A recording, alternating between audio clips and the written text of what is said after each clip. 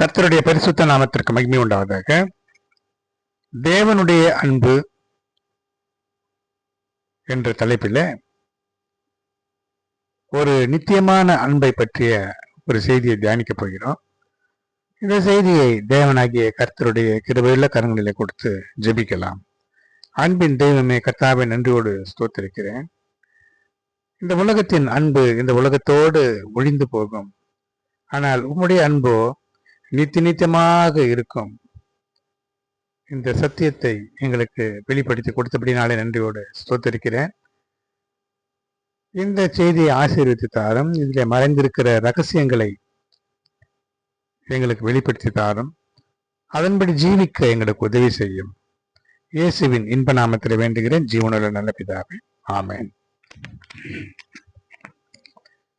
கர்த்தருடைய பரிசுத்த நாமத்திற்கு மகிமை உண்டாவதாக. அன்பு என்று சொல்லும் பொழுது பெரும்பாலும் இந்த உலகத்தின் மக்கள் உலக மக்களுடைய அன்பை பற்றித்தான் பெரிதாக நினைக்கிறார்கள். இந்த உலகமும் அதில் உள்ளவைகளும் எல்லாம் உலகம் எப்படி அழிந்து போகிறதோ அப்படி அழிந்து போகும். இந்த உலகத்து மனிதர்களாகிய நாமெல்லாம் அனித்தியமானவர்கள். காண்கிறவைகள் எல்லாம் அனித்தியமானவைகள், காணாதவைகளோ நித்தியமானவை என்று வேதம் சொல்கிறது. இந்த உலகத்தின் மனிதர்களுடைய அன்பெல்லாம் அவர்களைப் போலவே இருக்கும். நாம் ஒவ்வொரு நிமிடத்திற்கு மாறிக்கொண்டே இருக்கிற ஜனங்கள்.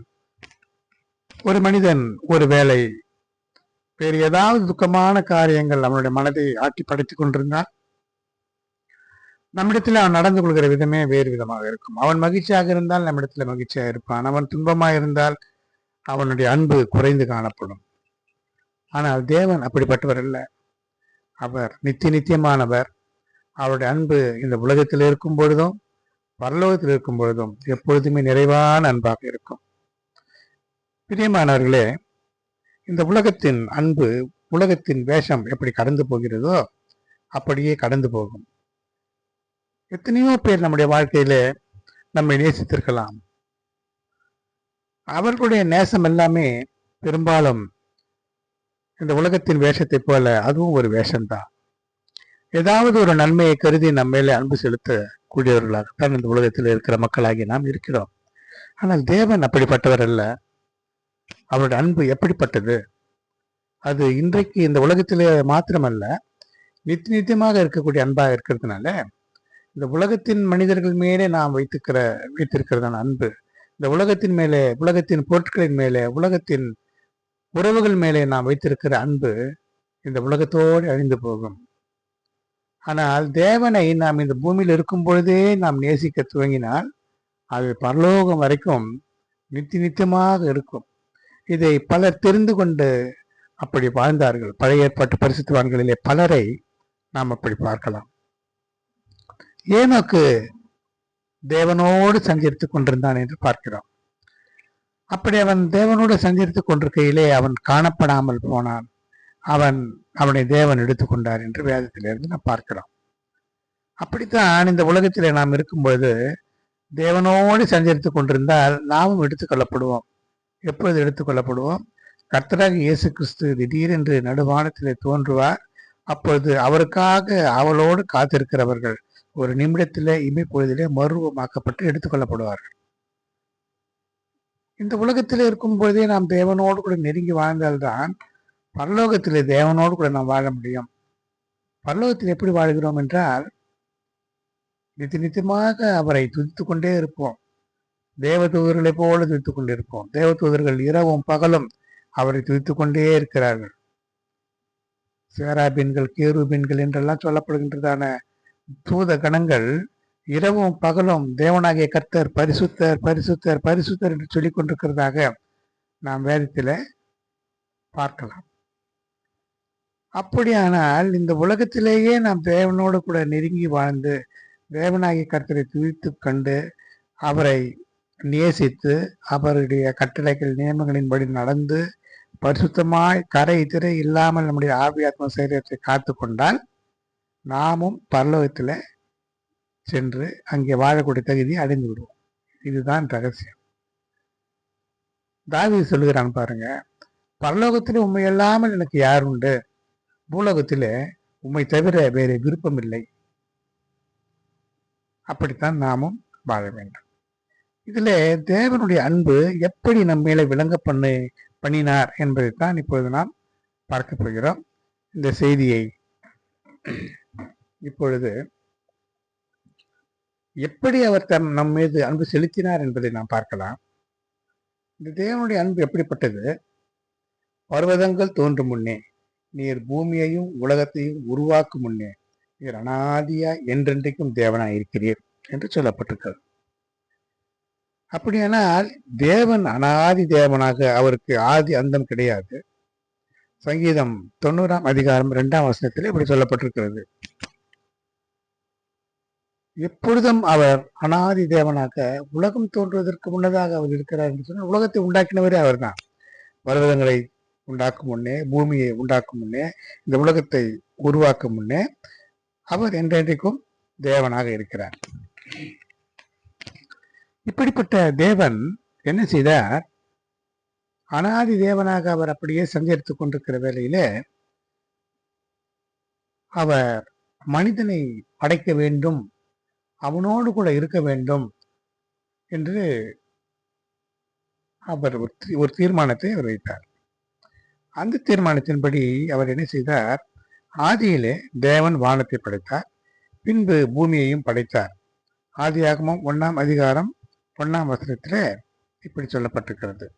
முதலிலே வானத்தை படைத்தார், வானத்தின் சர்வ சேனைகளாகிய சூரியன், சந்திரன், நட்சத்திரங்கள் எல்லாவற்றையும் படைத்தார். அதற்கு பின்பு தூத கணங்களாகிய சர்வ சேனையாகிய அவருடைய தூதர்களை தன்னுடைய வாயின் சுவாசத்தினாலே உருவாக்கினார் என்று சங்கீதம் 33ஆம் அதிகாரத்துல நம்மாலே வாசிக்க முடிகிறது. இப்படி எல்லாவற்றையும் படைத்த பிறகு அவர் பூமியை படைத்தார். வானத்தை படைத்த பிறகு பூமியை படைத்தார். பூமியை படைத்த பிறகு அதிலே மனிதனையும் மற்ற எல்லா ஜீவராசிகளையும் படைத்தார். ஆனால் ஏசாயா 64ஆம் அதிகாரம் 4ஆம் வசனம் சொல்லுகிறது, தேவனே உமக்கு காத்திருக்கிறவர்களுக்கு நீர் செய்பவைகளை நீரே அல்லாமல் உலக தோற்றம் முதற்கொண்டு ஒருவரும் கேட்டதும் இல்லை, செவியால் உணர்ந்ததும் இல்லை, அவைகளை கண்டதும் இல்லை. தேவன் அவருக்காக காத்து கொண்டிருக்கிற நமக்காக உலகம் தோன்றுவதற்கு அல்லது உலகம் தோன்றிய அந்த நிமிடம் முதல், உலகத்தை அவர் படைத்தது முதல், மனிதனை படைத்தது முதல், மனிதனுக்காகவே சில காரியங்களை பரலோகத்தில் செய்திருக்கிறார். பூமியை கூட பாருங்க, அவருடைய அன்பு விளங்கும். அவர் முதலில் என்ன செய்தார்? மனிதனை படைக்கிறதற்கு முன்னதாக இந்த பூமியில சகலத்தையும் உண்டாக்கினார். மனிதன் வாழ்வதற்கு ஏற்ற ஒரு சூழ்நிலையை உருவாக்கினார். மரங்கள், செடிகள், கொடிகள், கனிகள், விலங்குகள் எல்லாவற்றையும் உண்டாக்கினார். அதையெல்லாம் ஆளுவதற்குரிய அந்த ராஜாவாக மனிதனை ஏற்படுத்தினார். அவனுக்கு 7 விதமான ஆசீர்வாதங்களை இந்த ஏதேன் தோட்டத்தில் வைத்திருந்தார். அதிலே முக்கியமானது நாம் இன்றைக்கு தியானிக்கக்கூடியது மகிமை. தேவன் தன்னுடைய மகிமையை மனிதனுக்கு கொடுத்திருந்தார். மனிதனை சுற்றி தேவனுடைய மகிமை அவனை சூழ்ந்திருந்தது. அதனாலே அவன் நிர்வாணியாக இருந்தும் அவனுடைய நிர்வாணத்தை அவன் உணரவில்லை. அந்த மகிமைதான் அவனை சுற்றி பிரகாசித்துக் கொண்டிருந்ததுனாலே அவனுடைய நிர்வாணம் தோன்றவில்லை. இந்த மகிமையை அவன் இழந்து போனான். ஆனால் இழந்து போன அந்த மகிமையை மீண்டும் கர்த்தர் கொடுக்க போகிறார். அது எப்பொழுது? நாம் எடுத்துக்கொள்ளப்படும் பொழுது, மறுரூபம் அடையும் பொழுது, அப்பொழுது அந்த மகிமை நம்மை சுற்றிலும் சூழ்ந்து கொள்ளும். நம்முடைய சரீரமே மகிமை அடைந்த சரீரமாக இருக்கும், ஒளியின் சரீரமாக இருக்கும், தேவதூதர்களின் சரீரத்தை போல இருக்கும். இதையெல்லாம் நாம் வேதத்தின் வெளிச்சத்தில் இருந்து அறிந்து கொள்கிறோம். இப்படி இந்த உலக தோற்றத்துக்கு முன்னதாகவே தேவன் நம்மேலே அன்பாய் இருந்தார். அதைத்தான் யோவான் எழுதின சுவிசேஷம் 17ஆம் அதிகாரம் 24ஆம் வசனம் கூறுகிறது. பிதாவே உலக தோற்றத்துக்கு முன் நீர் என்னில் அன்பாயிருந்தபடினால் நீர் எனக்கு தந்த என்னுடையவர்கள் மகிமையை நீர் எனக்கு தந்தவர்கள் காணும்படியாக நான் எங்கே இருக்கிறேனோ அங்கே அவர்களும் இருக்க என்னுடனே கூட இருக்க விரும்புகிறேன் என்று கர்த்தராகிய இயேசு கிறிஸ்து பிதாவாகிய தேவனை நோக்கி ஜெபிக்கிறார். அதுல என்ன ஒரு காரியத்தை நாம் விளங்கிக் கொள்ள வேண்டும் என்றால், உலக தோற்றத்துக்கு முன்னதாக பிதாவாகிய தேவன் கிறிஸ்துவின் மீது அன்பாக இருந்தார். உலக தோற்றத்துக்கு முன்னே கிறிஸ்துவும் இருந்தார். சிலர் நினைக்கலாம் 2000 வருடங்களுக்கு முன்புதான் கிறிஸ்து இந்த உலகத்திற்கு வந்தார் என்று. ஆனால் 2000 வருடங்களுக்கு முன்பு அவர் சரீரத்திலே வந்தாலும் அதற்கு முன்னதாகவே அவர் வார்த்தையாக இருந்தார். இதை நாம் பார்க்கலாம்.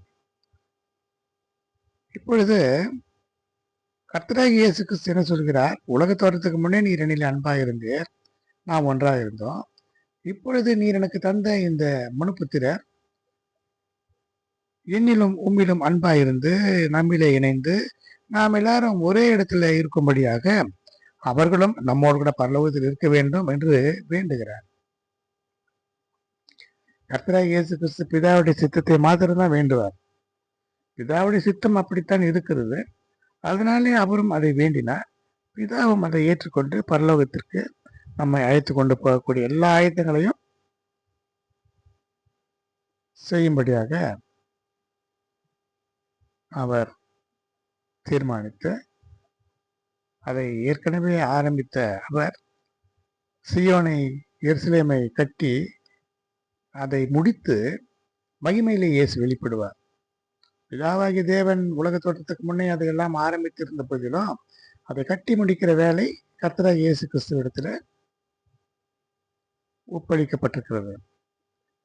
இதை எப்படி நாம் உறுதி செய்யலாம் என்று சொன்னால், விழுந்து போன தேவதூதனாகிய லூசிபர் அந்த வானத்துக்கு ஏறுவேன், தேவனுடைய நட்சத்திரங்களுக்கு மேலாக என் சிங்காசனத்தை உயர்த்துவேன், வடபுறங்களில் இருக்கிற சீவன் பர்வத கூடத்திலே ஆராதனை கூடத்திலே நான் வீற்றிருப்பேன் என்று சொல்கிறான். அந்த சீவன் பர்வதம் என்று சொல்லக்கூடிய அந்த உன்னத ஸ்தலம் ஆதி காலத்திலேயே நிர்ணயம் செய்யப்பட்டிருந்தது. அதை கட்டி முடித்து அதனுடைய வேலையெல்லாம் முடிக்கிற வேலை கர்த்தராகிய இயேசு கிறிஸ்துவிடத்திலே ஒப்படைக்கப்பட்டிருக்கிறது. அதைத்தான் இந்த வசனம் கூறுகிறது, கர்த்தர் சீயோனை கட்டி மகிமையில வெளிப்படுவார் என்று. இப்படியாக தேவன் அற்பமான மனுஷராகிய நமக்கு எவ்வளவு நேர்த்தியாக இந்த காரியங்கள் எல்லாம் செய்கிறார் என்பதை பார்க்கும் பொழுது அவருடைய அன்பு எப்படிப்பட்டது என்பதை நாம் விளங்கிக் கொள்ள முடியும். இந்த அன்பை நாம் எப்படி காத்துக்கொள்ள வேண்டும்? தமக்கு முன்பாக நாம் அன்பிலேயே பரிசுத்தம் உள்ளவர்களும் குற்றம் இல்லாதவர்களுமாய் இருப்பதற்கு உலக தோற்றத்துக்கு முன்னே கிறிஸ்துவுக்குள் நம்மை தெரிந்து கொண்டார் என்று எபேசியர் 1:4 கூறுகிறது. அப்படியானால் தேவனுக்கு முன்பாக அன்பிலேயே பரிசுத்தம் உள்ளவர்களும் குற்றம் இல்லாதவர்களுமாக இருப்பதற்காக கிறிஸ்துவுக்குள்ளே அவர் நம்மை தெரிந்து கொண்டார் என்றால், இப்படிப்பட்ட ஒரு நிலைமையை கொடுக்க வேண்டும் என்று சொன்னால் அது கிறிஸ்துவாலே தான் முடியும். அதனால கிறிஸ்துவுக்குள்ளே தெரிந்து கொண்டார் என்று சொன்னால், கிறிஸ்து யாரையெல்லாம் தெரிந்து கொண்டாரோ அவர்கள் எல்லாம் தான் அந்த பரலோகத்துக்குள்ளே போக முடியும். என்னுடைய மாம்சத்தை புசித்து என்னுடைய ரத்தத்தை பானம் பண்ணுகிறவர்களுக்கு நித்திய ஜீவன் உண்டு. யாருடைய பெயரெல்லாம் எழுதப்பட்டிருக்கிறதோ ஜீவ புத்தகத்திலே அவர்கள் தான் பரலோகத்துக்கு போக முடியும். இப்படி பல செய்திகள் நமக்கு சொல்லப்பட்டிருக்கிறது. அப்படியானால் உலக தோற்றத்துக்கு முன்னே அவர் குறித்திருந்தார். உலகத்தை தோற்றுவிப்பதற்கு முன்னதாகவே நம்மை அவர் தெரிந்து கொண்டார் என்று சொன்னால் நாம் எவ்வளவு விசேஷமானவர்கள் என்பதை நாம் நன்றாக விளங்கிக் கொள்ள வேண்டும். உலகமே தோன்றவில்லை, மனிதனே தோன்றவில்லை, ஆனால் ஒவ்வொருவராக பேராக குறித்திருக்கிறார். சியோனுக்கு எத்தனை பேர், எருசலேமுக்கு எத்தனை பேர், ஊரிலே இருந்து ஒருவனும் இனத்திலே இருவருமாக சியோனுக்கும் எருசலேமுக்கும் தெரிந்து கொண்டிருக்கிறார். இதெல்லாம் இதை தியானிக்கும் பொழுதுதான் நாம் தேவனுக்கு எவ்வளவு கடமைப்பட்டவர்களாக இருக்க வேண்டும் என்ற ஒரு பெரிய ஒரு உண்மை நமக்கு விளங்கும். கர்த்தருடைய பரிசுத்த நாமத்திற்கு மகிமை உண்டாவதாக. தேவன் எப்படிப்பட்டவர் என்று பார்த்தா, அவருக்கு பல சுபாவங்கள் உண்டு. அதிலே ஒன்று அவர் உலாவுகிற தேவன் என்று பார்க்கிறோம். பகலிலே குளிர்ச்சியான வேளையிலே தோட்டத்திலே உலாவுகிற தேவனுடைய சத்தத்தை ஆதாமும் ஏவாளும் கேட்டார்கள். கேட்டு அவர்கள் தோட்டத்துக்குள்ளே தங்களை ஒழித்துக் கொண்டார்கள்.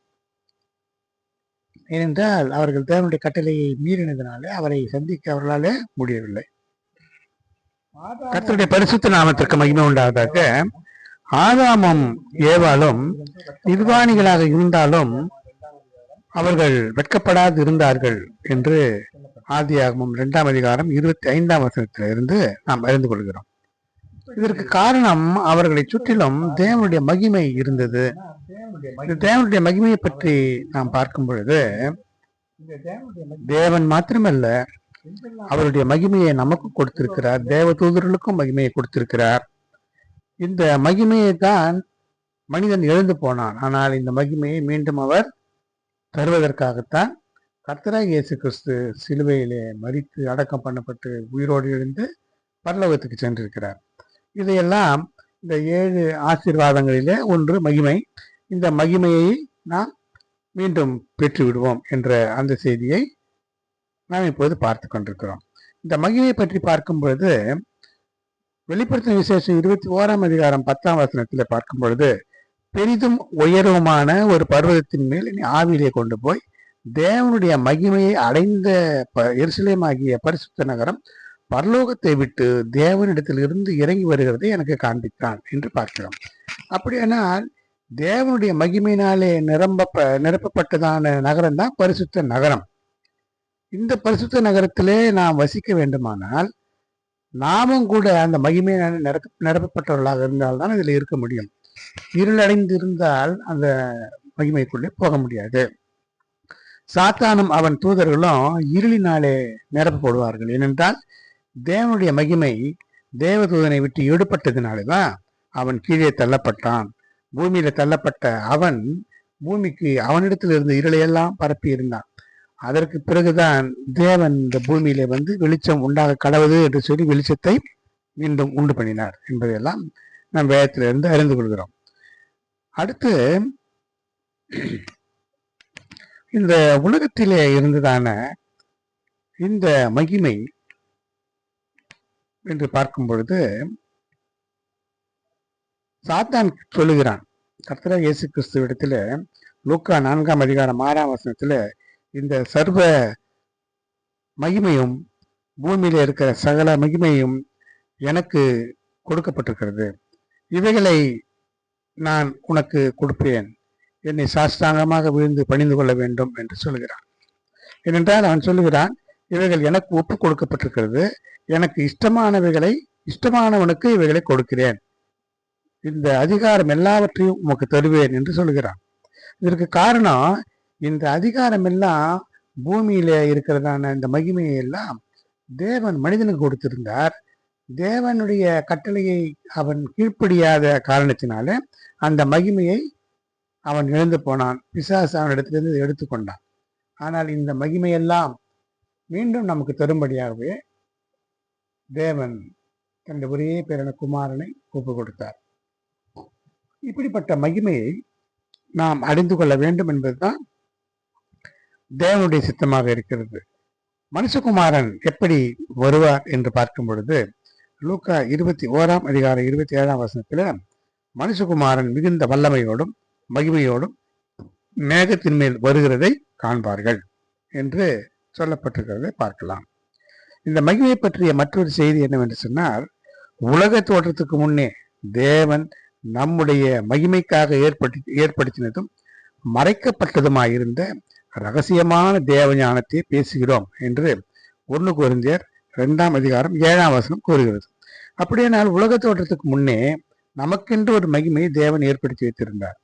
இந்த மகிமையானது மறைக்கப்பட்டதுமாக ரகசியமாகவும் இருக்கிறதான தேவ ஞானம்.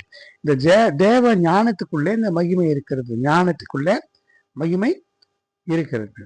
இந்த தேவ ஞானம் என்று சொல்லும் பொழுது தேவனுடைய வசனங்கள், அந்த வசனங்கள் எல்லாம் மகிமையினாலே முடிசூட்டப்பட்டிருக்கிறது. இந்த மகிமையை நாம் அறிந்து கொள்ள பிரயாசப்படுகிறோம். எப்பொழுது நாம் இந்த மகிமை அடைந்த சரீரத்தை நாம் எப்பொழுது பெறுவோம் என்று சொன்னால் 1 கொரிந்தியர் 15ஆம் அதிகாரம் 40ஆம் வசனத்துல இதை பார்க்கலாம். வானத்துக்குரிய மேனிகளும் உண்டு, பூமிக்குரிய மேனிகளும் உண்டு, வானத்துக்குரிய மேனிகளுடைய மகிமை வேறு, பூமிக்குரிய மேனிகளுடைய மகிமையும் வேறு. அப்படியானால் இந்த பூமிக்குரிய இந்த மேனியெல்லாம் இந்த பூமியோட போய்விடும். நமக்கு வானத்துக்குரிய அந்த மகிமை அடைந்த சரீரத்தை தேவன் கொடுப்பார். ஒரு நிமிடத்திலே இமைப்பொழுதிலே மறுரூபமடைந்து நாம் பரலோகத்துக்கு எடுத்துக்கொள்ளப்படுவோம். இதுதான் ரகசியம். இந்த மறுரூபத்தை பற்றி சொல்லப்பட்டிருக்கிறது எப்படி என்றால், நாம் எல்லாரும் திறந்த முகமாக கர்த்தருடைய மகிமையை கண்ணாடியிலே காண்கிறது போல கண்டு ஆவியா இருக்கிற கர்த்தராலே அந்த சாயலாகத்தானே மகிமையின் மேல் மகிமை அடைந்து மறுரூபம் அடைவோம். திறந்த முகமாக கர்த்தருடைய மகிமையை கண்ணாடியில காணுகிறது போல ஆவியா இருக்கிற கர்த்தர் ஆவியா இருக்கிறார். அப்படியானால் நாமும் கூட ஆவியாக அந்த ஆவியின் சரீரத்தை மகிமையின் சரீரத்தை அடைந்து அந்த மகிமை அடைந்த தேவனுடைய சாயலை நாம் பெற்று மகிமையின் மேல் மகிமை அடைந்து மறுரூபம் அடைவோம். அப்படியானால் தேவனுடைய சாயலை நாம் இழந்து போனோம். தேவனுடைய சாயலை எப்படி இழந்து போனோம் என்று சொன்னால், எப்பொழுது தேவனுக்கு கீழ்ப்படியாமல் போனானோ ஆதாம், அப்பொழுது தேவனுடைய சாயல் அவனை விட்டு நீங்கி போயிற்று. எப்படி நாம் படைக்கப்பட்டோம் என்று பார்க்கும் பொழுது, தேவன் நமது சாயலாகவும் நமது ரூபத்தின்படியேயும் மனுஷனை உண்டாக்குவோமாக. இது எவ்வளவு பெரிய விஷயம் பாருங்க. இந்த உலகத்தில தேவன் நம்மை மாத்திரம்தான் அவருடைய சாயலாக ரூபத்தின்படியே படைத்தார். அவருடைய மகிமையெல்லாம் நமக்கு கொடுத்திருக்கிறார். அவருடைய ஞானத்தை எல்லாம் கொடுத்திருக்கிறார். அவருடைய கிருபைகள் எல்லாம் கொடுத்திருக்கிறார். அவருடைய அன்பெல்லாம் ஊற்றிருக்கிறார். அப்படியானால் எதற்காக அப்படி செய்தார்? அவர் நம்மை நேசிக்க என்ன காரணம்? அவர் எப்படி எந்த அளவுக்கு நம்மை நேசிக்கிறார் என்பதை நாம் புரிந்து கொள்ள வேண்டுமானால், தன்னுடைய சாயல் தன்னுடைய ரூபத்தின்படியே தேவன் நம்மை படைத்தார் என்று சொன்னால் அதுதான் பெரிய அன்பு. இது ஒரு பிதாவினுடைய அன்பு. ஒரு குமாரன் தன்னை போலவே இருக்க வேண்டும், தான் இருக்கிற இடத்துல இருக்க வேண்டும், தன்னை போல பரிசுத்தமா இருக்க வேண்டும், தன்னை போல அன்பாக இருக்க வேண்டும், தன்னை போல தேவ சித்தம் செய்கிற ஒரு மனிதனாக இருக்க வேண்டும். அதனாலதான் பூரணத்திலே விசுவாசம், அன்பு, பரிசுத்தம், தேவ சித்தம் இதெல்லாம் இருந்தால்தான் தேவனுடைய அந்த சாயலை நாம் அடைய முடியும். அவருடைய மறுரூபத்தை நாம் அடைய முடியும். இதற்காகத்தான் விசுவாசம், அன்பு, பரிசுத்தம், தேவசித்தம் என்ற நான்கு மதில்களாக 4 பக்கங்களிலும் எருசலேம் நகரத்துல இருக்கிறதாக சொல்லப்பட்டிருக்கிறது. இப்படி இந்த மகிமையை நாம் அடைய வேண்டும் என்பதற்காகத்தான் கர்த்தராகிய இயேசு கிறிஸ்து நமக்காக பாடுபட்டு மரித்து அடக்கம் பண்ணப்பட்டு உயிரோடு எழுந்தார். அடுத்து இந்த மகிமை, இந்த அன்பு என்று சொல்லும் பொழுது இந்த அன்புக்கு முக்கியமானது மகிமை. அன்பு அன்பு என்று சொல்லிவிட்டு அந்த அன்பினால என்ன அவர் நமக்கு கொடுத்தார் என்று சொல்லி பார்க்கும் பொழுது, தன்னுடைய மகிமையே அவர் நம்முடைய பிள்ளைகளாகி நமக்கு கொடுத்திருக்கிறார். மனிதனை பற்றி பார்க்கும் பொழுது, தேவ தூதரிலும் சற்று சிறியவனாக்கினீர், மகிமையினாலும் கனத்தினாலும் அவனுக்கு முடிசூட்டி உடைய கரத்தின் கிரியைகளின் மேல் அவனை அதிகாரியாக வைத்து சகலத்தையும் அவனுடைய பாதங்களுக்கு கீழ்ப்படுத்தினீர் என்று சொன்னது போல, எபிரேயர் 2ஆம் அதிகாரம் 7ஆம் வசனத்துல இந்த தேவ தூதரிலும் சற்று சிறியவராக்கி மகிமையினாலும் கனத்தினாலும் முடிசூட்டி உங்களுடைய கரத்தின் கிரியைகளின் மேலெல்லாம் நம்மை அதிகாரியாக வைத்து எல்லாவற்றையும் நமக்கு கீழ்ப்படுத்தினார்.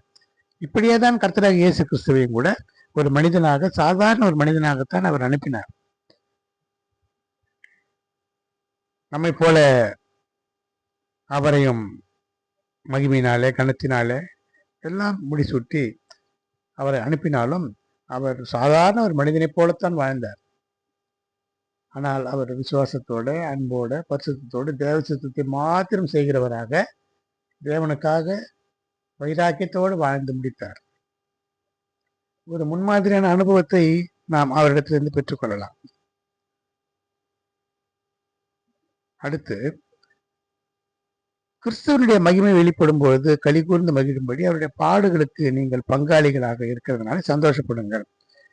சரி, இந்த மகிமையை நாம் எப்படி அடைய முடியும் என்று சொன்னால், கிறிஸ்து தன்னுடைய சரீரத்திலே பாடுபட்டார். பாடுபட்டதினாலே கீழ்ப்படுதலை கற்றுக்கொண்டார். பாடுபட்டதினாலே தேவ சித்தத்தை அவர் நிறைவேற்றினார். அப்படி பாடுபடும் பொழுது மகிமையின் மேல் மகிமை நாம் அடைய முடியும். பாடுபடாமல் மகிமை அடைய முடியாது, பாடுபடாமல் பரலோகத்துக்கு போக முடியாது, பாடுபடாமல் பரிசுத்தமாக பூர்ணப்பட முடியவே முடியாது. அதனாலதான் கர்த்தர் தெரிந்து கொண்ட பிள்ளைகளுக்கு பாடுகள் உபத்திரவங்கள் எல்லாம் உண்டு. கர்த்தராகிய இயேசு சொன்னார், உலகத்திலே உங்களுக்கு உபத்திரவம் உண்டு, ஆனால் திடன் கொள்ளுங்கள், நான் உலகத்தை ஜெயித்தேன். அப்படினால இந்த உலகத்தை ஜெயிக்க வேண்டும், உலகத்து மக்களை நாம் ஜெயிக்க வேண்டும். பாடுகள் பாடுகள் என்று சொல்லி நாம் ஓடி ஒளிந்து கொள்ளக்கூடாது. அப்படி ஒளிந்து கொண்டால் என் ஆத்மா அவன் மேல் பிரியமாயிராது என்று தேவன் சொன்னது போல தேவனுடைய ஆத்மா நம்ம மேல பிரியமா இல்லாமல் போகும். பாடுகளுக்கு உட்பட வேண்டும். நாமே பாடுகளுக்கு அந்த நுகத்துக்கு உட்பட்டு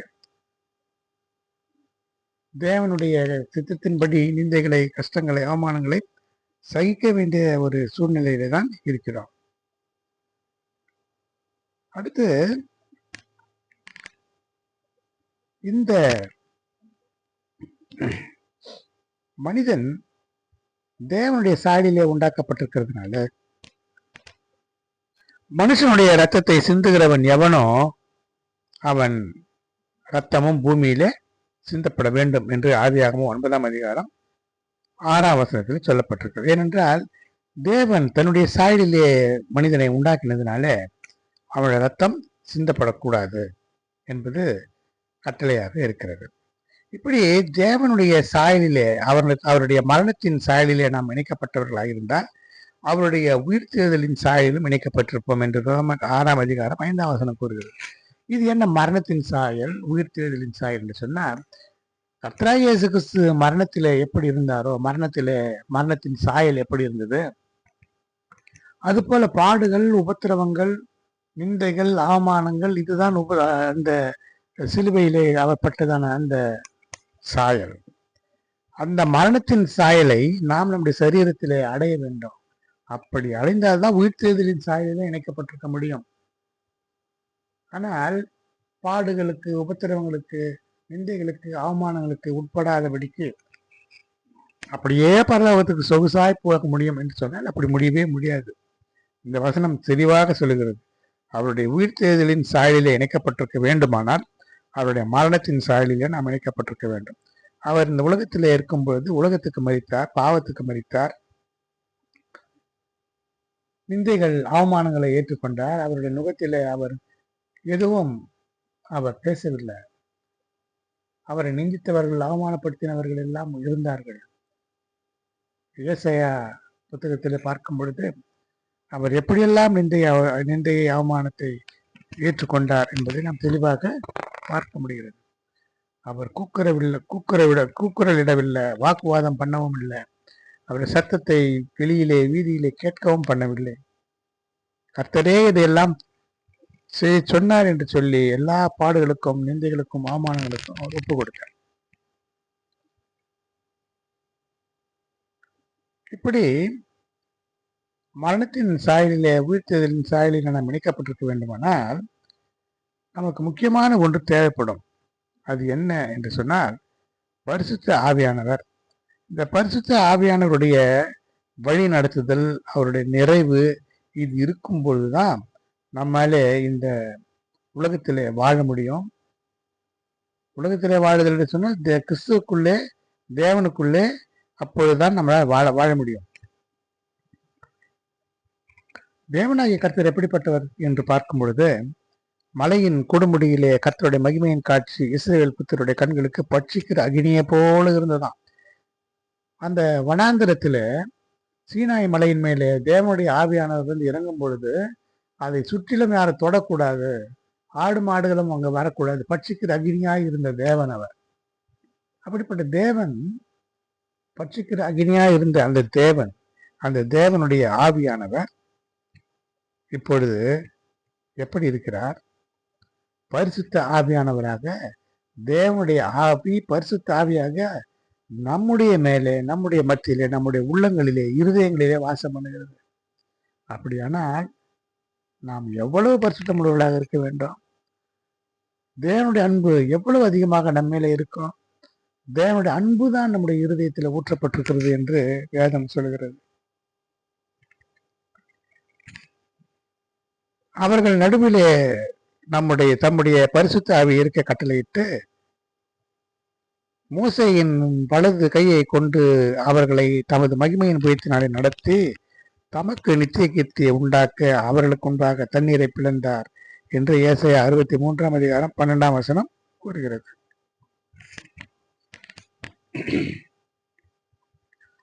இந்த மகிமையின் ஆவி நம்முடைய உள்ளத்திலே பரிசுத்த ஆவியாக ஊற்றப்பட்டிருக்கிறது. இது எவ்வளவு பெரிய பாக்கியம் என்பதை சற்று நிதானித்து பார்த்தால் நம்மாலே அந்த ஆச்சரியத்தை தாங்கவே முடியாது.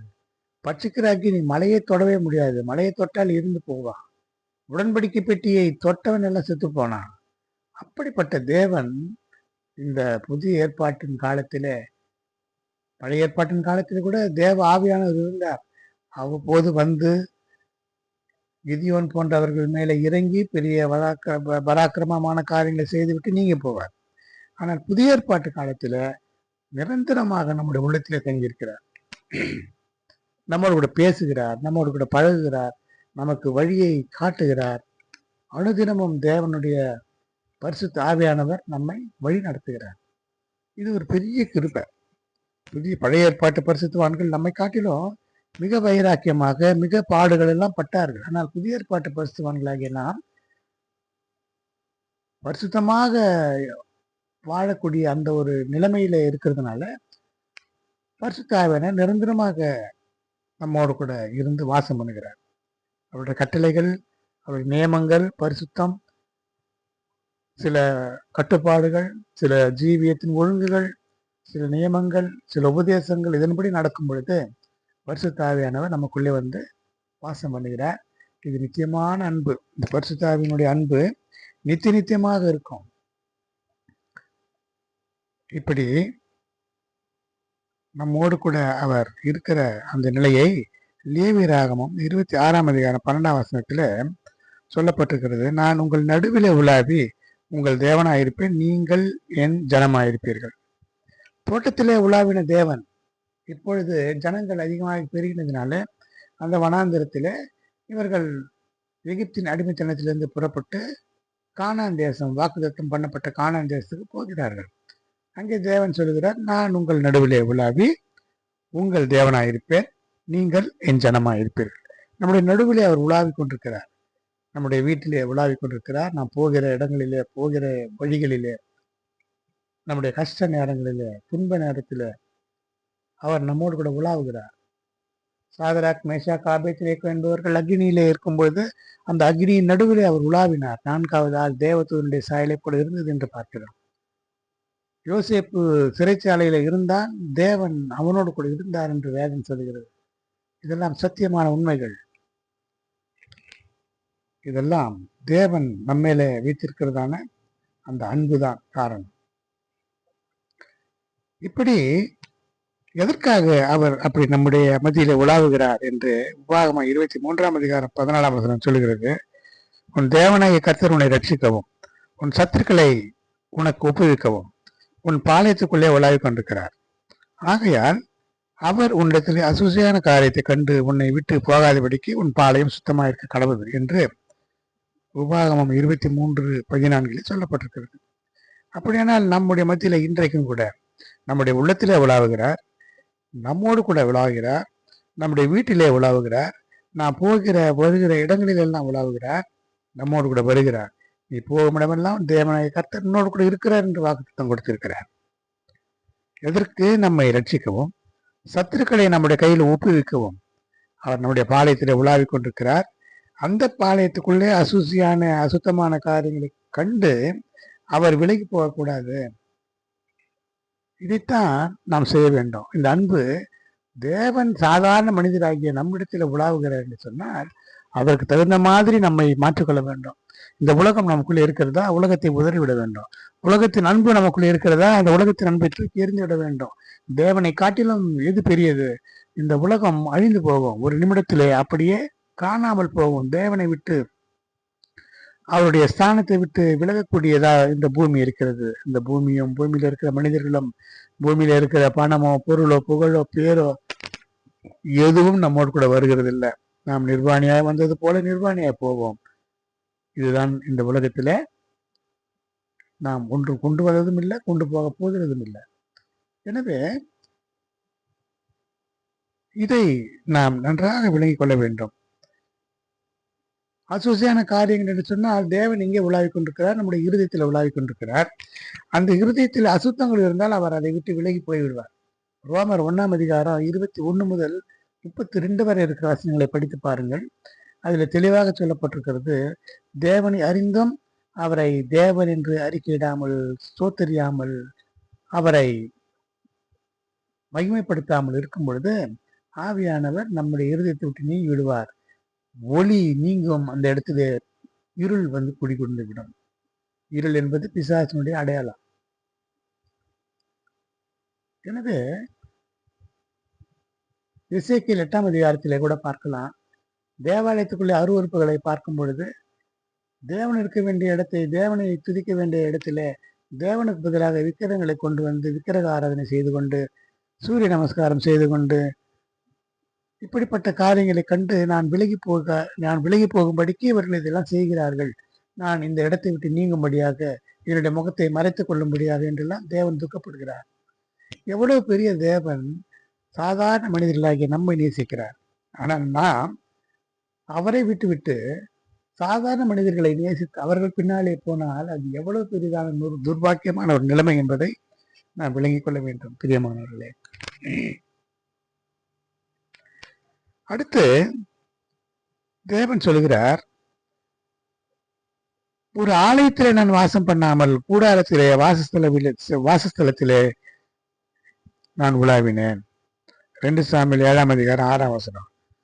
எகிப்திலிருந்து புறப்பட்டு பண்ணின நாள் முதற்கொண்டு இந்நாள் வரைக்கும் ஒரு ஆலயத்துல வாசம் பண்ண மக்கள் வசிக்கிறதான கூடாரத்திலே வாசஸ்தலத்திலே உலாவினேன்.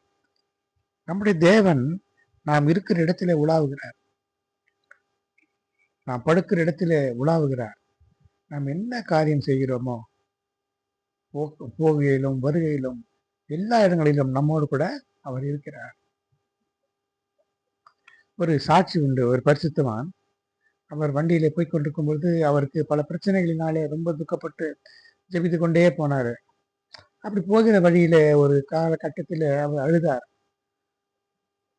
உடனே அவருடைய பின்னால் இருந்து அவருடைய காதுகளில் ஒரு சத்தம், அழாதே என்று கேட்டதாம். இது உண்மை, இது சத்தியமான ஒரு உண்மை. வண்டியில போனாலும் கூட தேவன் கூட இருக்கிறார், எங்கு போனாலும் இருப்பார். சிறைச்சாலைக்கு அவன் போனான், அங்கே இருக்கிறார் என்று சொன்னால் அவன் தேவனோடு கூட சஞ்சரித்துக் கொண்டிருந்தான். யோசேப்பு, நாம் இப்பொழுது இந்த உலகத்துல தேவனோடு கூட சஞ்சரித்துக் கொண்டிருந்தால் அவர் நிச்சயமாக நம்மளை கைவிடவே மாட்டார், நம்மை கண்டிப்பாக அழைத்து கொண்டு போவார். கர்த்தருடைய பரிசுத்த நாமத்திற்கு மகிமை உண்டாவதாக.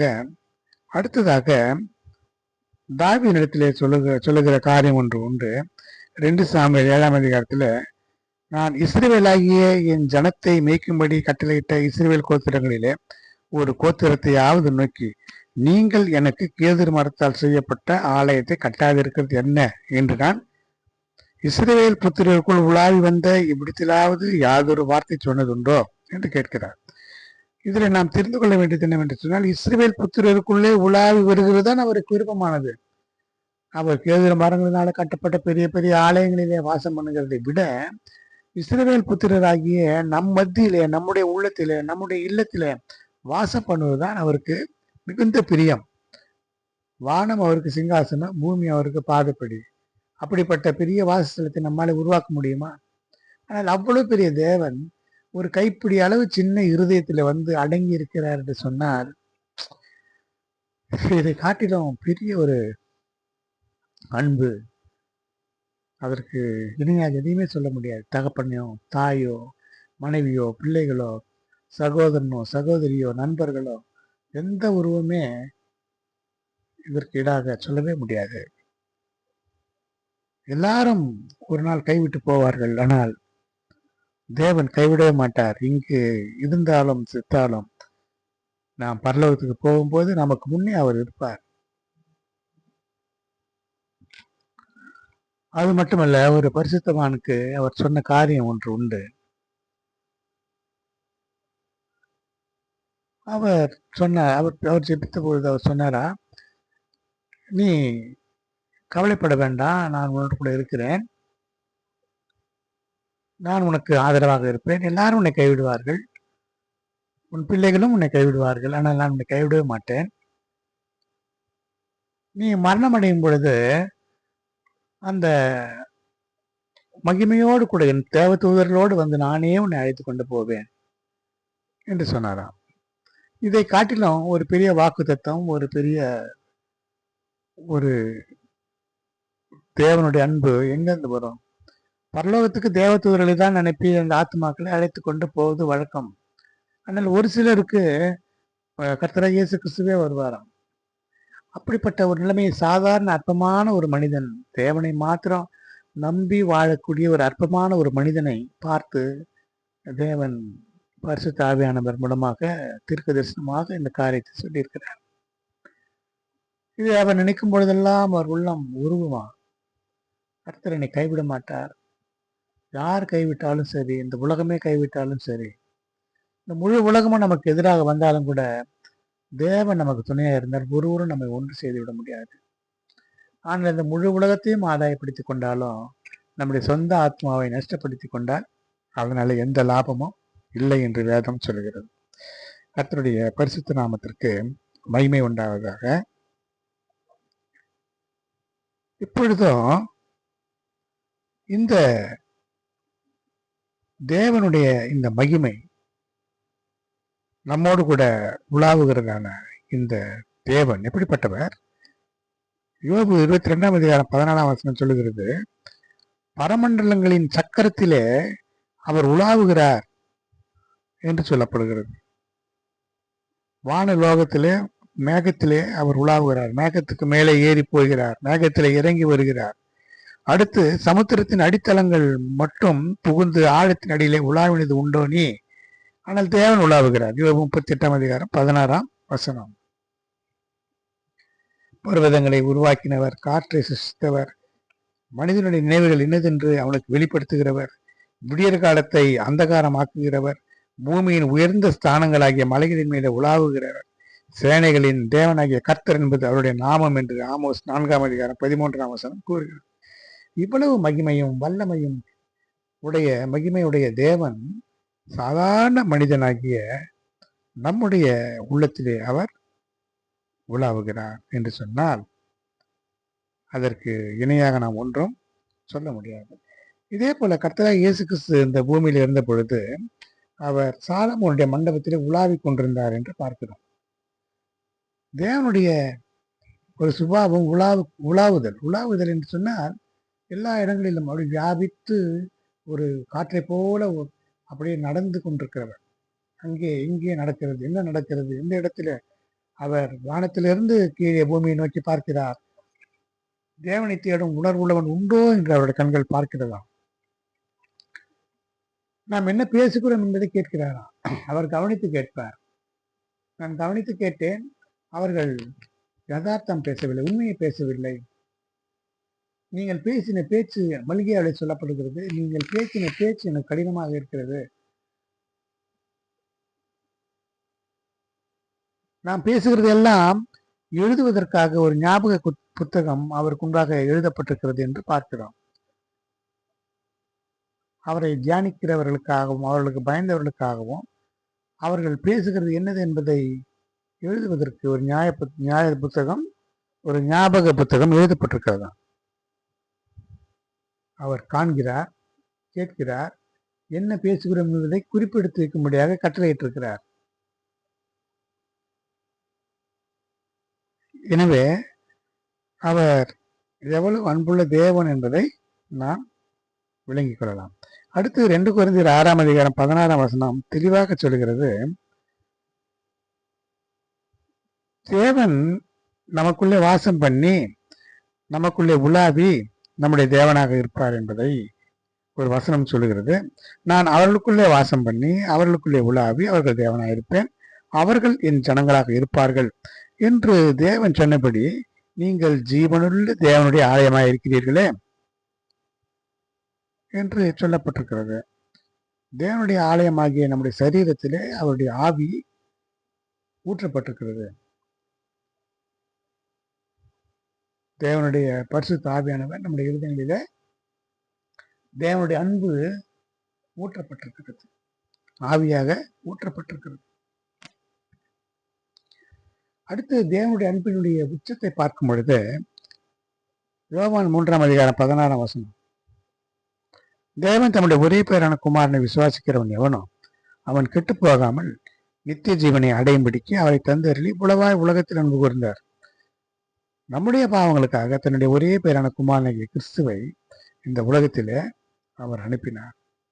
பல பாடுகளுக்கு உட்பட்டு அவர் மரித்து அடக்கம் பண்ணப்பட்டு 3ஆம் நாள் உயிரோடு இருந்து பரலோகத்துக்கு எடுத்துக்கொள்ளப்பட்டார். இப்படி அவருடைய அன்பை பார்க்கும் பொழுது நம்மாலே அதை அளவிட்டு சொல்லவே முடியாது. அடுத்ததாக இந்த தேவனுடைய சித்தத்தை நிறைவேற்றும்படியாக குமாரனாகிய கிறிஸ்து ஒப்பு கொடுத்தார். தன்னுடைய சரீரத்தை, தேவன் ஆவியாக இருக்கிறார், அந்த ஆவி நம்முடைய உள்ளத்திலே வாசம் பண்ணுகிறார். அதே நேரத்தில் தன்னுடைய ஒரே பேரான குமாரனை நமக்காக எப்படி ஒப்பு கொடுத்தார் என்று சொன்னால், இந்த குமாரன் என்பவர் யார் என்று பார்க்கும்பொழுது ஆதியிலே வார்த்தை இருந்தது, அந்த வார்த்தை தேவனிடத்தில் இருந்தது, அந்த வார்த்தை தேவனாய் இருந்தது. யோவான் 1:1 ஆதியிலே வார்த்தையாக பிதாவாகி தேவனுடைய வார்த்தையாக இருந்ததுதான் கிறிஸ்து. அந்த வார்த்தை தான் என்ன ஆனது? அவருடைய ஆவி நம்முடைய உள்ளங்களிலே பரிசுத்த ஆவியாக ஊற்றப்பட்டிருக்கிறது. நாம் பிதா, குமாரன், பரிசுத்த ஆவி என்று 3 திருத்துவ தேவனாகிய தேவன் ஆவி ஆத்ம சரீரம் என்பது அவருக்கு உண்டு. அப்படியே நம்மையும் ஆவியும் ஆத்மாவும் சரீரமும் உடையவர்களாக வைத்திருக்கிறார். இது மட்டுமல்ல, அவருடைய ஆவி, அவருடைய ஆத்மா, அவருடைய சரீரம் என்று சொல்லும்போது நம்முடைய சரீரத்துக்குள்ளே அவருடைய ஆவி பரிசுத்த ஆவியாக ஊற்றப்பட்டிருக்கிறது. அவருடைய வார்த்தை தான் சரீரமாக இருக்கிறது. அவருடைய வார்த்தை எப்படி இருக்கிறது? ஆதியிலே வார்த்தை இருந்தது, அந்த வார்த்தை தேவனிடத்தில் இருந்தது, தேவனிடத்தில் இருந்த அந்த வார்த்தை தான் தேவனாக இருந்தது. அந்த வார்த்தை மாம்சமாகி கிருபையினாலும் சத்தியத்தினாலும் நிறைந்தவராக நமக்குள்ளே வாசம் பண்ணினார். அவருடைய மகிமையை கண்டோம். அது பிதாவுக்கு ஒரே பேரானவருடைய மகிமைக்கு ஏற்ற மகிமையாகவே இருந்தது. அப்படியானால் பிதாவுடைய மகிமைக்கு ஏற்ற மகிமையாகிய கிறிஸ்து வார்த்தையாக இருந்த அவர் மாம்சத்திலே இயேசு என்ற நாமத்திலே வெளிப்பட்டார். இந்த வார்த்தை தான் நமக்கு வேதமாக கொடுக்கப்பட்டிருக்கிறது. இந்த வேதத்தை நாம் ஏற்றுக்கொண்டு அந்த வேதத்தின்படி நாம் நடக்க வேண்டும். இந்த வார்த்தைக்காக அவர் ஒரு சரீரத்தை நினைத்தார். அதைத்தான் எபிரேயர் 10:5 கூறுகிறது. ஆகையால் அவர் உலகத்தில் பிரவேசிக்கும் பொழுது பலியையும் காணிக்கையும் நீர் விரும்பவில்லை, ஒரு சரீரத்தை எனக்கு ஆயத்தப்படுத்தினீர் என்று சொல்லப்பட்டிருக்கிறது. இப்படி கடைசியில இந்த சரீரத்தை தான் அவர் தனக்கு பலியாக நமக்காக பலியாக கொடுத்தார். அவருடைய வார்த்தை தான் வேதமாக இருக்கிறது. நாம் அந்த வேதத்தை உறுதியாக பற்றி கொள்ள வேண்டும்.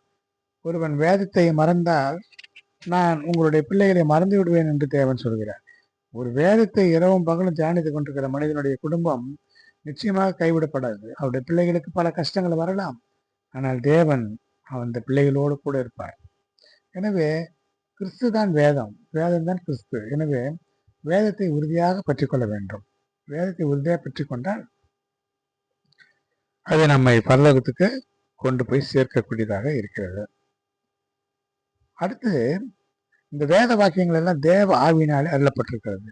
இந்த வேத வாக்கியம் என்பது வார்த்தை, இந்த வார்த்தை என்பது கிறிஸ்து, இந்த ஆவி என்பது பரிசுத்த ஆவி என்பது தேவனுடைய ஆவி. அப்படியானால் இந்த ஆவி தேவனாகிய கர்த்தருடைய ஆவி. இந்த வார்த்தை என்பது தேவனாகிய கர்த்தருடைய வார்த்தை தான். அது கிறிஸ்து மாம்சமாக அதில் வெளிப்பட்டார். அப்படியானால் இதை நாம் உறுதியாக பற்றி கொள்ள வேண்டும். அப்படி பற்றி கொண்டால் நமக்கு நித்திய ஜீவன் கண்டிப்பாக கிடைக்க முடியும். நாம் அதை பெற்றுக்கொள்ள முடியும். இதை எப்படி நாம் பெற முடியும் என்று சொன்னால், பிலிப்பியர் 3:21 அவர் எல்லாவற்றையும் தமக்கு கீழ்ப்படுத்திக் கொள்ளத்தக்கதாக தம்முடைய வல்லமையான செயலின்படியே நம்முடைய அற்பமான சரீரத்தை தம்முடைய மகிமையான சரீரத்துக்கு ஒப்பாக மறுரூபப்படுத்துவார். நம்முடைய சரீரம் அற்பமான ஒரு சரீரம், அவருடைய சரீரமோ மகிமையான சரீரம். அப்படியானால் மறுரூபம் அடைவது என்று சொன்னால் என்ன? கர்த்தராகிய இயேசு கிறிஸ்து எப்படி ஒளியின் சாயலிலே ஒரு மகிமையின் சரீரத்தை, பரிசுத்த சரீரத்தை அவர் அடைந்தாரோ, அதே போல அந்த மறுரூபமாக இப்பொழுது நாம் இருக்கிற ரூபமாக இல்லாமல் இந்த ரூபம் இந்த பூமியிலே போய்விடும். ஒளியின் ஒரு சரீரத்தை, ஆவியின் சரீரத்தை, மறுரூபத்தின் சரீரத்தை தேவன் நமக்கு ஒரு நிமிஷத்துல பொழுதுல கொடுப்பார். இதெல்லாம் சாதாரணமான கிடைக்கக்கூடிய காரியங்கள் அல்ல. தேவன் நம்மை அவ்வளவு நேசித்ததுனால, அவ்வளவா அன்பு கூர்ந்ததுனால அப்படி செய்கிறார். ஆதியிலே தேவன் அந்த ஏதேன் தோட்டத்திலே உலாவின தேவன் என்று நாம் பார்க்கிறோம். அடுத்தது பாளையங்களிலே உலாவின தேவன் என்பதை பார்க்கிறோம். இந்த கடைசியாக ஒரு செய்தியை நாம் பார்க்கும் பொழுது, வெளிப்படுத்தின விசேஷம் 21ஆம் அதிகாரம் 3ஆம் வசனத்துல பரலோகத்திலிருந்து உண்டான ஒரு பெருஞ்சத்தத்தை கேட்டேன். அது இதோ மனுஷரிடத்திலே தேவனுடைய வாசஸ்தலம் இருக்கிறது, அவர்களிடத்திலே அவர் வாசமாய் இருப்பார், அவர்களும் அவருடைய ஜனங்களாய் இருப்பார்கள், தேவன் தாமே அவர்களோடு கூட இருந்து அவர்களுடைய தேவனாய் இருப்பார் என்று வெளிப்படுத்தின விசேஷத்தில் சொல்லப்பட்டிருக்கு. அப்படியானால் ஆதியிலே இருந்ததான தேவன் அவர் எப்படி உலாவினாரோ அப்படியே இஸ்ரவேல் ஜனங்களோடு கூட உலாவினார். தோட்டத்திலே உலாவின தேவன் அந்த ஜனங்கள் எங்கே போனாலும் அவர்களோடு கூட இருந்தார். நாமும் ஆவிக்குரிய இஸ்ரவேலர்கள் தான், நம்மோடும் கூட அப்படி இருப்பார். நாம் எங்கே போனாலும் நம்மோடு கூட இருக்கிற தேவன் அவர். கடைசியில பரலோகத்துல அவர் நம்மோடு கூட உலாவும்படியாக, நம்முடைய மத்தியில உலாவும்படியாக, அவர் நம்முடைய தேவனாக இருக்கும்படியாக, அவருக்கு நாம் ஜனங்களாக இருக்கும்படியாக நம்மை அங்கே நிலைநிறுத்துவார். இதுதான் தேவனுடைய அன்பு. இது நித்தியமான அன்பு. இந்த பூமியிலேயே நம்மை நேசிக்கிறார். இந்த பூமியிலேயே அவரை நேசிக்கிறதுனால யாரெல்லாம் பூமியில அவரை நேசிக்கிறோமோ அவர்களையும் அவர் நேசிப்பார். அப்படி நேசிக்கப்பட்ட தன்னுடைய ஜனங்களை அவர் ஒன்று சேர்ப்பார். பரலோகத்திலே எடுத்துக்கொண்டு போய் பிதாவாகிய தேவனுடைய சிங்காசனத்துக்கு முன்பு நம்மை ராஜாக்களும் ஆசாரியர்களுமாக நிர்ணயித்துவார். அப்படியானால் இதற்கு என்ன பொருள்? தேவனுடைய அன்பு நமக்குள்ளே வெளிப்படுத்தப்பட்டிருக்கிறது. தேவனுடைய அன்பு நம்முடைய இருதயத்தில் ஊற்றப்பட்டிருக்கிறது. தேவனுடைய அன்பு வசனமாக, கிருபையுள்ள வசனங்களாக நமக்கு வெளிப்படுத்தப்பட்டிருக்கிறது. அதை உறுதியாக பற்றி கொண்டு விசுவாசம், அன்பு, பரிசுத்தம், தேவசித்தம் இவைகளிலே உறுதியாயிருந்து அவர் வரும்போது அவருடைய நாளிலே கடை திரை இல்லாமல் இருப்பதற்காக நம்முடைய ஆவி, ஆத்ம, சரீரம் முழுதுமாய் காக்கப்பட நான் ஒப்பு கொடுத்து ஜெபிக்கலாம். அன்பின் தெய்வமே, கர்த்தாவை நன்றியோடு ஸ்தோத்திரிக்கிறேன். இது எவ்வளவு அன்புள்ள தேவன் என்பதை நாங்கள் நன்றாக விளங்கிக் கொள்ளும்படியாக இந்த செய்தியிலே எங்களுக்கு வெளிப்படுத்தினீர். இதை கேட்கிற ஒவ்வொருவரையும் கூட ஆசீர்வதியும் ஆண்டவரே. நாங்கள் ஒவ்வொருவரும் உடைய வருகையில காணப்பட்டு உடைய பிள்ளைகளாக இருக்கவும், நீர் எங்கள் தேவனாய் இருக்கவும் எங்களுக்கு உதவி செய்யும். தடையான காரியங்கள் எல்லாம் மாற்றும். உடைய மேன்மையான நாமத்தை மகிமைப்படுத்தும். பரிசுத்த ஆவியானவர் எங்களோடு கூட இருந்து எங்களை வழி நடத்த உதவி செய்யும். இயேசுவின் இன்ப நாமத்தில் வேண்டுகிறேன், ஜீவனுள்ள நல்ல பிதாவே, ஆமென். என் ஆத்துமாவே கர்த்தரை ஸ்தோத்திரி, முழுவதுமே பரிசுத்த நாமத்தை ஸ்தோத்திரி. என் ஆத்துமாவே கர்த்தரை ஸ்தோத்திரி, கர்த்தர் செய்த சகல உபகாரங்களை பாராட்டு. ஆமென். ஸ்தோத்திரம், ஸ்தோத்திரம், ஸ்தோத்திரம், ஸ்தோத்திரம், ஸ்தோத்திரம்.